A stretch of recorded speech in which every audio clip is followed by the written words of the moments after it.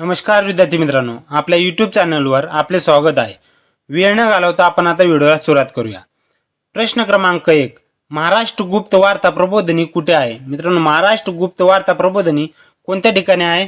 तर पुणे. म्हणजे पर्याय क्रमांक 1 आपले उत्तर आहे मित्रांनो, पुणे. मित्रांनो, महाराष्ट्र गुप्त वार्ता प्रबोधिनी कोणत्या ठिकाणी आहे? तर पुणे या ठिकाणी, एवढे लक्षात ठेवा मित्रांनो. प्रश्न क्रमांक 2. भारतीय कामगार चळवळीचे जनक असे कोणास म्हटले जाते? मित्रांनो, भारतीय कामगार चळवळीचे जनक असे कोणास म्हटले जाते? तर नारायण लोखंडे. म्हणजे पर्याय क्रमांक 4 आपले उत्तर मित्रांनो, नारायण लोखंडे. प्रश्न क्रमांक 3. खालीलपैकी कोणत्या दिवशी जागतिक रक्तदान दिन साजरा केला जातो? मित्रांनो, जागतिक रक्तदान दिन कोणत्या दिवशी साजरा केला जातो? तर 14 जून. म्हणजे पर्याय क्रमांक 2 आपले उत्तर मित्रांनो, 14 जून. मित्रांनो, 14 जून या दिवशी जागतिक रक्तदान दिन साजरा केला जातो मित्रांनो, एवढे लक्षात ठेवा. प्रश्न क्रमांक 4. महाराष्ट्र पोलीस दलाचा स्थापना दिवस कोणता? मित्रांनो, महाराष्ट्र पोलीस दलाचा स्थापना दिवस कोणता आहे?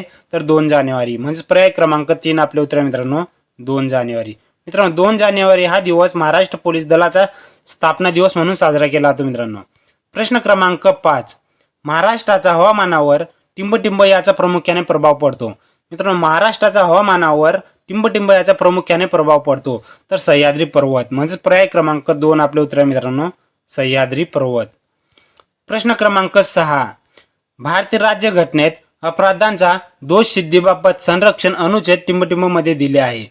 मित्रांनो, भारतीय राज्यघटनेत अपराधांचा दोष सिद्धीबाबत संरक्षण अनुच्छेद टिंबटिंब मध्ये दिले आहे. याचे उत्तर मित्रांनो, कलम 20. म्हणजे पर्याय क्रमांक 4 आपले उत्तर मित्रांनो, कलम 20. मित्रांनो, भारतीय राज्यघटनेत अपराधांचा दोष सिद्धीबाबत संरक्षण अनुच्छेद टिंबटिंब मध्ये दिले आहे तर कलम 20 मध्ये दिले आहे मित्रांनो, एवढी लक्षात ठेवा. प्रश्न क्रमांक 7. नंदुरबार येथे कोणता विद्यार्थी स्वातंत्र्य आंदोलनात गोळीबारात हुतात्मा झाला? नंदुरबार येथे कोणता विद्यार्थी स्वातंत्र्य आंदोलनात हुतात्मा झाला होता मित्रांनो? तर शिरीष कुमार. म्हणजेच पर्याय क्रमांक 3 आपले उत्तर मित्रांनो, शिरीष कुमार. मित्रांनो, नंदुरबार येथे स्वातंत्र्य आंदोलनात शिरीष कुमार हा विद्यार्थी हुतात्मा झाला होता मित्रांनो. प्रश्न क्रमांक 8. घाशीराम कोतवाल हे नाटक कोणी लिहिले आहे? मित्रांनो, घाशीराम कोतवाल हे नाटक कोणी लिहिले आहे? तर विजय तेंडुलकर. म्हणजे पर्याय क्रमांक 4 आपले उत्तर मित्रांनो, विजय तेंडुलकर. मित्रांनो, विजय तेंडुलकर यांनी घाशीराम कोतवाल हे नाटक लिहिले होते मित्रांनो, एवढे लक्षात ठेवा. प्रश्न क्रमांक 9. कापूस या पिकासाठी टिंबटिंब मृदा उपयुक्त असते. मित्रांनो, कापूस या पिकासाठी कोणती मृदा उपयुक्त असते? तर रेगूर. म्हणजे पर्याय क्रमांक 2 आपले उत्तर आहे मित्रांनो, रेगूर मृदा. मित्रांनो, रेगूर मृदा ही कापूस या पिकासाठी उपयुक्त असते, एवढे लक्षात ठेवा मित्रांनो. प्रश्न क्रमांक 10. नागरिकांची मूलभूत कर्तव्ये भारतीय राज्यघटनेच्या कोणत्या कलमामध्ये नमूद आहेत? मित्रांनो, नागरिकांची मूलभूत कर्तव्य भारतीय राज्यघटनेच्या कोणत्या कलमामध्ये नमूद आहेत? तर कलम 51. म्हणजे पर्याय क्रमांक 2 आपले उत्तर आहे मित्रांनो, कलम 51. प्रश्न क्रमांक 11. गेटवे ऑफ इंडियाची उभारणी इंग्लंडच्या कोणत्या महाराजांच्या आगमनानिमित्त करण्यात आली? मित्रांनो, गेटवे ऑफ इंडियाची उभारणी इंग्लंडच्या कोणत्या महाराजांच्या आगमनानिमित्त करण्यात आली? तर जॉर्ज 5वा. म्हणजे पर्याय क्रमांक 2 आपले उत्तर आहे मित्रांनो, जॉर्ज 5वा. प्रश्न क्रमांक 12. गोबर गॅसमध्ये खालीलपैकी कोणता वायू असतो? गोबर गॅसमध्ये कोणता वायू असतो मित्रांनो? तर मिथेन. म्हणजे पर्याय क्रमांक 3 आपले उत्तर आहे मित्रांनो, मिथेन. मित्रांनो, गोबर गॅसमध्ये मिथेन हा वायू असतो, एवढे लक्षात ठेवा मित्रांनो. प्रश्न क्रमांक 13. भारतात कोणत्या राज्यात झाडांच्या मुळांचे नैसर्गिक पूल आहेत? मित्रांनो, भारतात कोणत्या राज्यात झाडांच्या मुळांचे नैसर्गिक पूल आहेत? तर मेघालय. म्हणजे पर्याय क्रमांक 2 आपले उत्तर आहे मित्रांनो, मेघालय. मित्रांनो, मेघालयामध्ये झाडांच्या मुळाचे नैसर्गिक पूल आहेत मित्रांनो, एवढे लक्षात ठेवा. प्रश्न क्रमांक 14.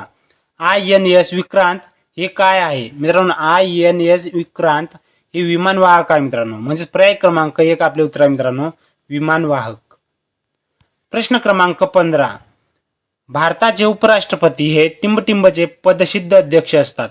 मित्रांनो, भारताचे उपराष्ट्रपती हे टिंबटिंबचे पदसिद्ध अध्यक्ष असतात तर राज्यसभेचे. म्हणजे पर्याय क्रमांक 4 आपले उत्तर आहे मित्रांनो, राज्यसभा. मित्रांनो, भारताचे उपराष्ट्रपती हे राज्यसभेचे पदसिद्ध अध्यक्ष असतात मित्रांनो, एवढं लक्षात ठेवा. प्रश्न क्रमांक 16. महात्मा ज्योतिबा फुले यांचा जन्म कधी झाला? मित्रांनो, महात्मा ज्योतिबा फुले यांचा जन्म कोणत्या वर्षी झाला? तर 11 एप्रिल 1827. म्हणजे पर्याय क्रमांक 3 आपले उत्तर आहे मित्रांनो, 11 एप्रिल 1827 साली महात्मा ज्योतिबा फुले यांचा जन्म झाला होता मित्रांनो, एवढे लक्षात ठेवा.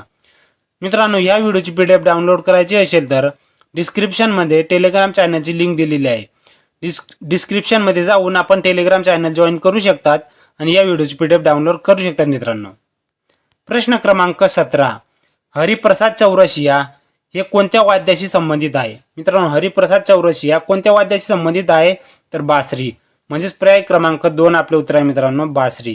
मित्रांनो, हरिप्रसाद चौरसिया हे बासरी या वाद्याशी संबंधित आहे, एवढे लक्षात ठेवा. प्रश्न क्रमांक 18. सिंदखेड राजा येथे टिंबटिंब यांचा राजवाडा आहे. सिंदखेड राजा येथे टिंबटिंब यांचा राजवाडा आहे मित्रांनो, कोणाचा? तर लखुजी जाधव. म्हणजेच पर्याय क्रमांक 1 आपले उत्तर मित्रांनो, लखुजी जाधव. मित्रांनो, सिंदखेड राजा या ठिकाणी लखुजी जाधव यांचा राजवाडा आहे मित्रांनो, एवढे लक्षात ठेवा. प्रश्न क्रमांक 19. ग्रामपंचायत स्थापन करण्याचा अधिकार कोणाला आहे? मित्रांनो, ग्रामपंचायत स्थापन करण्याचा अधिकार राज्य सरकार यांना आहे. म्हणजेच पर्याय क्रमांक 4 आपले उत्तर आहे मित्रांनो, राज्य सरकार. मित्रांनो, ग्रामपंचायत स्थापन करण्याचा अधिकार राज्य सरकार यांना, एवढे लक्षात ठेवा मित्रांनो. प्रश्न क्रमांक 20. ययाती या पुस्तकाचे लेखक कोण आहेत? मित्रांनो, ययाती या पुस्तकाचे लेखक कोण आहेत? तर वि स खांडेकर. म्हणजेच पर्याय क्रमांक 3 आपले उत्तर आहे मित्रांनो, वि स खांडेकर. मित्रांनो, ययाती या पुस्तकाचे लेखक कोण आहेत? तर वि स खांडेकर आहेत, एवढे लक्षात ठेवा. प्रश्न क्रमांक 21. दर्पण हे वृत्तपत्र कोणी सुरू केले? मित्रांनो, दर्पण हे वृत्तपत्र कोणी सुरू केले होते? तर बाळशास्त्री जांभेकर. म्हणजे पर्याय क्रमांक 1 आपले उत्तर आहे मित्रांनो, बाळशास्त्री जांभेकर. मित्रांनो, दर्पण हे वृत्तपत्र बाळशास्त्री जांभेकर यांनी सुरू केले होते मित्रांनो. प्रश्न क्रमांक 22. भारतातून पोर्तुगीज सत्तेचा शेवट कोणत्या वर्षी झाला? मित्रांनो, भारतातून पोर्तुगीज सत्तेचा शेवट कोणत्या वर्षी झाला? तर 1961. म्हणजे पर्याय क्रमांक 3 आपले उत्तर मित्रांनो, 1961. 1961 या साली पोर्तुगीज सत्तेचा भारतातून शेवट झाला होता मित्रांनो, एवढे लक्षात ठेवा. प्रश्न क्रमांक 23. महाराष्ट्राचा राज्य प्राणी कोणता आहे? मित्रांनो, महाराष्ट्राचा राज्य प्राणी कोणता आहे? तर शेकरू. म्हणजे पर्याय क्रमांक 2 आपले उत्तर आहे मित्रांनो, शेकरू. प्रश्न क्रमांक 24. सन 1936 साली राष्ट्रीय काँग्रेसचे अधिवेशन खालीलपैकी कोणत्या ठिकाणी झाले होते? मित्रांनो, सन 1936 साली राष्ट्रीय काँग्रेसचे अधिवेशन खालीलपैकी कोणत्या ठिकाणी झाले होते? तर फैजपूर. म्हणजेच पर्याय क्रमांक 3 आपले उत्तर आहे मित्रांनो, फैजपूर. मित्रांनो, फैजपूर या ठिकाणी 1936 सालचे राष्ट्रीय काँग्रेसचे अधिवेशन झाले होते मित्रांनो. प्रश्न क्रमांक 25. झोंबी या पुस्तकाचे लेखक कोण आहेत? मित्रांनो, झोंबी या पुस्तकाचे लेखक कोण आहेत? तर आनंद यादव. म्हणजे पर्याय क्रमांक 1 आपले उत्तर आहे मित्रांनो, आनंद यादव.